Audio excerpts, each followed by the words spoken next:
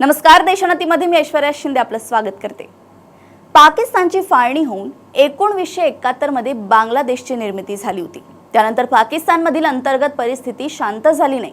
देशात बंडाचे वारे सुरूच असतात। बलुचिस्तानमधील परिस्थिती अधिक गंभीर होत चालली आहे। त्याबद्दल पाकिस्तान संसदेत चर्चा देखील झाली आहे। खासदार मौलाना फजल उर रहमान यांनी मोठे वक्तव्य केले आहे। पाकिस्तानातून आणखी एका बांगलादेशची निर्मिती होऊ शकते असे मौलाना फजल यांनी म्हटले आहे। बलुचिस्तान प्रांतातील 5 ते 7 जिल्हे स्वतःला स्वतंत्र घोषित करू शकतात असंही त्यांनी म्हटलंय। पाकिस्तानच्या संसदेत बोलताना फजल उर रहमान म्हणाले की बलुचिस्तानमधील जिल्हे स्वतंत्र जाहीर करू शकतात। या जिल्ह्यांनी स्वतःला स्वतंत्र घोषित केले आणि संयुक्त राष्ट्र संघाने त्याला मान्यता दिली तर पाकिस्तानचे अस्तित्व धोक्यात येणार आहे।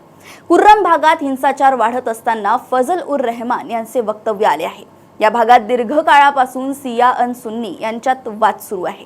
नोव्हेंबर पासून सुरू असलेल्या या संघर्षामुळे आतापर्यंत 150 जास्त जणांचा मृत्यू झालाय।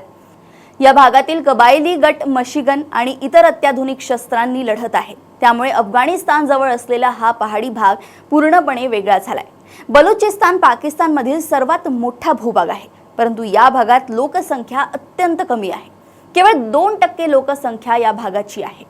हा प्रदेश अनेक वर्षांपासून फुटीरतावादी बंडखोरीशी झुंज देत आहे, कारण बलूच फुटीरतावादी गटांना त्यांच्या नैसर्गिक संसाधनांवर अधिक स्वायत्तता आणि नियंत्रण हवे आहे।